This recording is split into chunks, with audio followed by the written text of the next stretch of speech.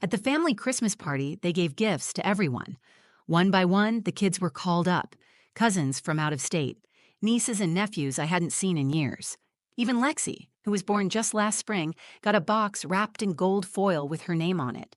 My daughter, Lena, sat patiently, smiling the way she always does when she's trying to be polite. She's 9, old enough to understand when something's not right, but still too young to know how to speak up in a room full of adults. The pile of presents slowly disappeared. Crumpled paper gathered at people's feet. The laughter got louder. And then silence. There were no gifts left under the tree. Not a small one, not a forgotten one, hiding behind a stocking. Nothing. Lena looked down at her hands. She didn't cry. She didn't ask why. She just folded them neatly in her lap and said nothing. I saw the way her fingers twisted slightly, the way her foot tapped against the leg of the chair. That was how I knew she was hurt, and no one said a word. My heart was pounding, but I stayed still. I watched the people around us. My husband's cousins, his uncles, his sister, even his mother, Deborah, move on like nothing had happened. Wrapping paper crinkled. Someone turned the music back up. Lena had spent 3 nights drawing a card for Deborah. She used gold glitter for the edges and wrote, "Merry Christmas, Grandma," in her best handwriting. I remembered her asking if she should give it to her before or after she opened her gift. She never got the chance to decide. I leaned forward to say something, to call it out, to demand an explanation. But before I could speak, Eli stood up. My husband doesn't make scenes. He's the one who de-escalates, who smooths over conflict with quiet phrases and calm glances. But this time, he didn't look calm. He walked over to the fireplace, reached behind one of the stockings, and pulled out a white envelope. He turned around to face the room. "This," he said, loud enough for everyone to hear, "was supposed to be opened last." The entire room froze. Conversation stopped mid-sentence. Deborah narrowed her eyes. Lena looked up from her lap. Eli walked the envelope over to her. He didn't say anything else, just handed it to our daughter and nodded. And for the first time all night, every single person in that room paid attention. Christmas Eve had always been a big deal at the Morgan house. Eli's parents, Deborah and Walter, hosted it every year in their oversized 2-story home just outside Columbus. The kind of place with a 7-foot artificial tree in the front window, garland on the staircase, and a buffet table lined with store-bought platters from the same upscale market they always bragged about. Everything looked perfect, but it always felt cold. This was my 11th year spending the holidays with them. I knew the rhythm by now, who brought which casserole, which cousin would arrive late, and how Deborah would give me that once over as soon as I walked through the door.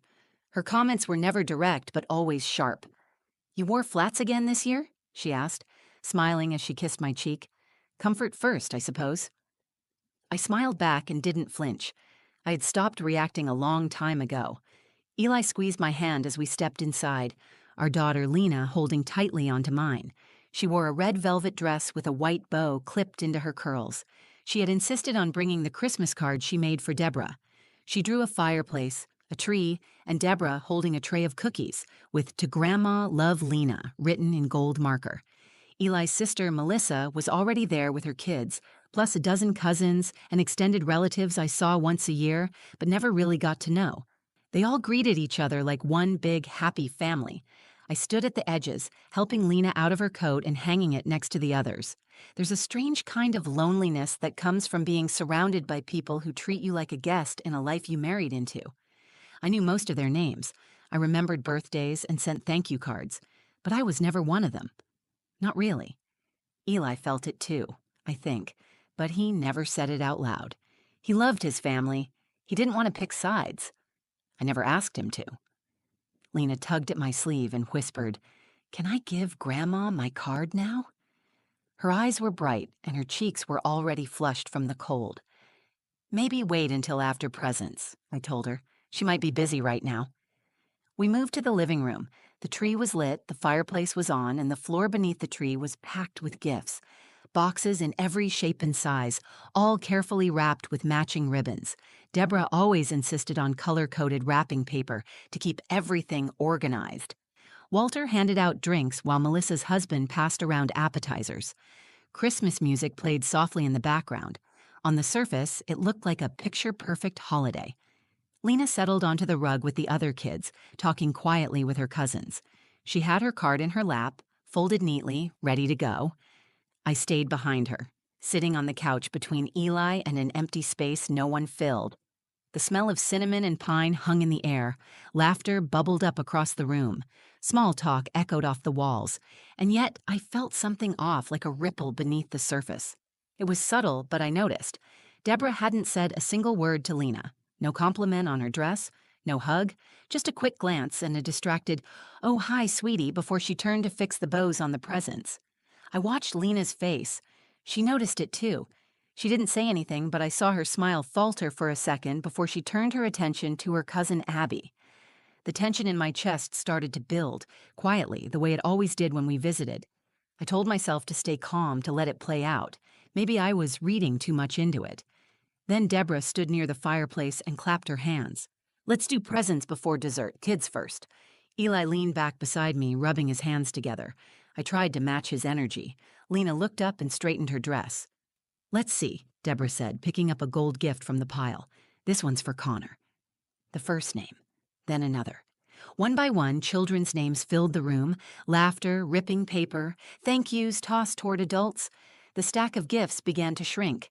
Lena leaned forward a little, still holding her card, still smiling. I held my breath and watched. This was the part where the night began to change. The gift exchange had always followed the same order, kids first, then adults. Deborah stood near the tree, lifting each carefully wrapped box, reading the tag out loud and calling the child's name like she was announcing winners at a school raffle. She beamed at the reactions, clapped her hands when a gift got a big response, and chuckled when wrapping paper was shredded too fast to admire. "Connor," she called, handing a large red and green box to her oldest grandson. Then came Emma, Ava, Tyler, and Jasmine. She even pulled out a small plush-wrapped package and said, "This one's for Lexi, her first Christmas." Lexi was barely 6 months old, lying half asleep in her mother's arms. Everyone clapped and cooed. Lena clapped too. I kept my eyes on the pile. I counted what was left, only a handful. I reminded myself there were probably still more for Lena. Maybe something got misplaced. Maybe her name just hadn't come up yet. Deborah reached for a silver-wrapped box. "Owen," she said. The boy ran forward, took the gift, and returned to his seat. 2 gifts left now. I sat up straighter. "One for Abby," Deborah said. She passed it to Melissa, who handed it to her daughter. Then she picked up the final gift. It was long and thin, wrapped in blue paper with a white ribbon. Deborah squinted at the tag and smiled. "Ah, for Logan."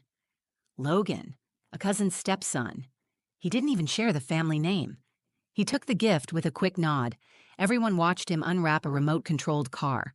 I waited for Deborah to say something else, to pull out one last surprise, maybe one she had hidden behind the tree. But she turned to Walter and said, "All right, that's the last one." Someone turned the music up a notch. People started chatting again. One of Eli's uncles reached for another drink. A few of the kids began playing with their new toys in the corner. Lena sat still, cross-legged on the rug, her card still clutched gently in her hands. She looked up at me, not with tears, not with questions, just a small, tired smile, one that tried too hard to look fine. I leaned forward. "Lena," I whispered, "did you check the tags? Maybe there's one left." She shook her head, slow and certain. "Number that was all of them." Her voice was soft, but I could hear the effort behind it. She was trying not to make a scene. She was trying to act like she didn't care. I felt something tighten inside me, something sharp and hot. I looked toward Deborah. She was laughing at something Melissa said, sipping from a wine glass, already moving on. She had looked Lena in the eye when she called every other child's name. She had seen her sitting there, and she had chosen not to say anything. This wasn't a mistake. Lena unfolded the card in her lap and looked down at it. Her fingers traced the edge of the paper. She didn't ask what happened. She didn't ask where her gift was. She just sat there, pretending like it didn't matter. I couldn't breathe for a moment. Eli was next to me, unusually quiet. He hadn't spoken once since the gifts began. I looked at him. His eyes were locked on Lena, his jaw tight. Something was building behind his silence. "I'm going to say something," I said under my breath. Wait, he replied. Just wait a second. For what? He didn't answer. I sat back, my hands clenched, heart pounding. My daughter had been excluded in front of more than 20 people, and no one said a word. Not Melissa, not Walter, not a single cousin or aunt or uncle. The silence was almost worse than the slight itself. It was a shared decision to ignore it, to let it happen. I reached for Lena's hand. She let me take it, but her eyes were still fixed on the empty space beneath the tree. The music played. Conversations picked up. A tray of cookies was passed around, but I couldn't hear anything clearly anymore. All I could feel was the burn of humiliation from my daughter and the ache of every moment she would remember from this night. And then Eli stood up. He didn't say a word at first. He walked to the fireplace and reached behind one of the stockings. When he turned around, he was holding a plain white envelope. He looked around the room. This, he said, his voice steady, was supposed to be opened last. The room went still. People stopped talking. Deborah slowly turned her head. Melissa blinked, confused. Every pair of eyes followed Eli as he walked the envelope across the room and gently placed it in Lena's hands. Eli handed the envelope to Lena and stepped back. No one moved. The air in the room changed, like someone had cracked open a window in the middle of a snowstorm. The warmth was gone, replaced by something sharp and cold. Lena looked at the envelope, confused. It was unmarked, just a plain white rectangle sealed at the flap. No ribbon, no tag, no decoration. She held it delicately, like it might break in her hands. "Go ahead, sweetheart," Eli said gently. She glanced at me, as if asking permission. I nodded. My throat was tight and my hands were shaking, but I kept my voice steady. "It's okay, open it." Around us, voices had fallen silent. People were watching, but trying not to make it obvious. Some shifted in their seats. Others sipped their drinks with sudden interest in the floor. Deborah crossed her arms. Her mouth pressed into a thin, irritated line, like someone had interrupted a speech she hadn't finished giving. Lena carefully tore the envelope open along the top. She reached inside and pulled out two things. The first was a small stack of white papers folded together. The second was a handwritten note, written in blue ink. She opened the note first and read quietly, her lips moving as her eyes followed the words.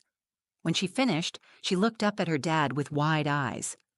"What does it say?" I asked her.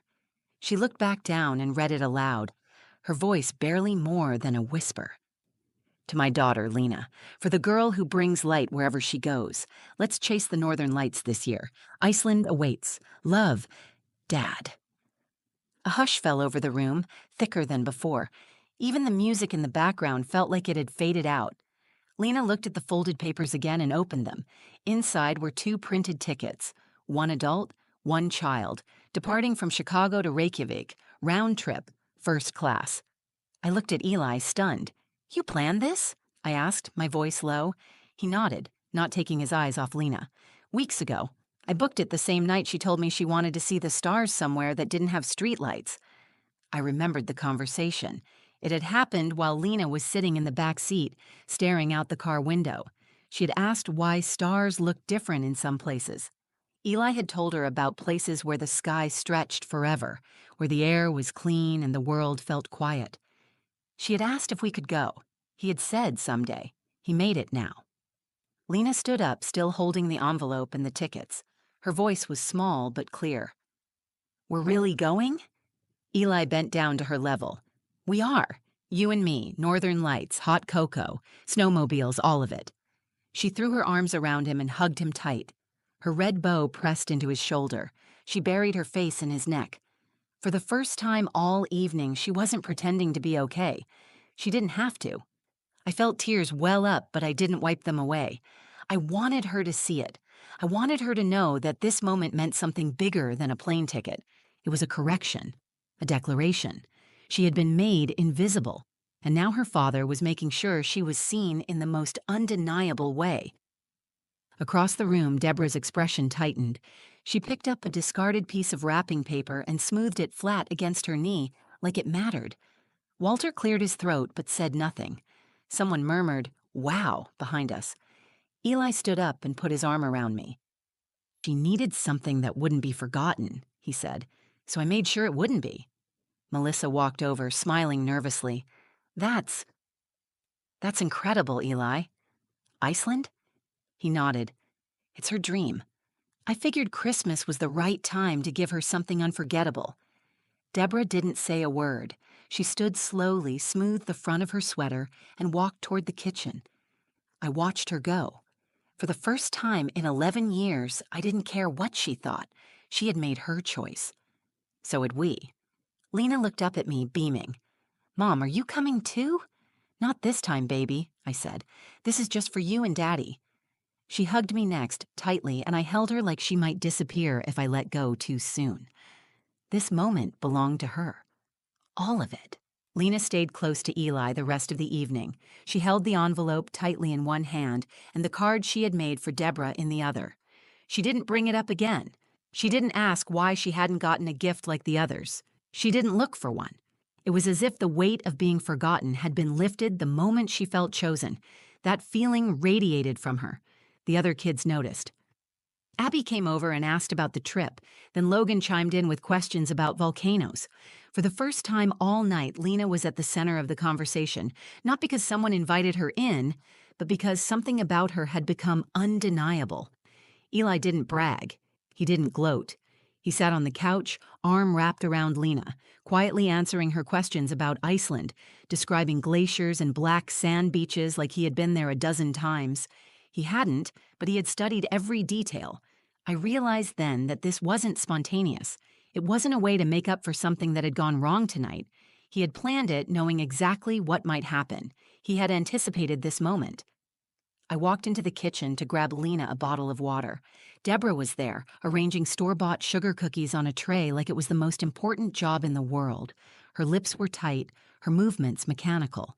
She glanced at me. That was quite the announcement. I didn't respond right away. I opened the fridge, pulled out the water, and shut the door. The silence between us grew tense. She turned back to the tray. You know, it would have been nice to know about that ahead of time, so we could avoid this kind of scene. This kind of scene? I asked, keeping my voice calm. Deborah placed a cookie with more force than necessary. Making a child feel excluded on Christmas doesn't reflect well on this family. She didn't make herself feel excluded, I said, and neither did I. She noticed. Everyone did. Deborah looked at me for a second, then turned back to her tray.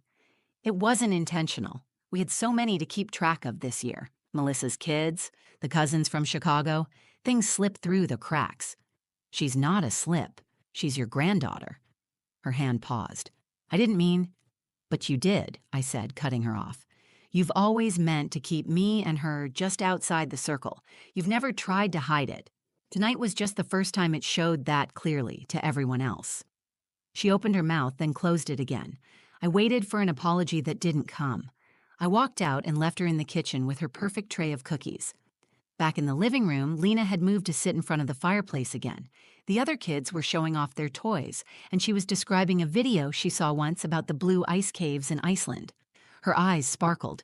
Her voice had energy again. I sat beside Eli and leaned against him. You knew this might happen, I said quietly. He nodded. I saw the list Deborah made last week. Lena wasn't on it. I asked her about it. She said it was just a draft, but I knew. You didn't tell me. I wanted to.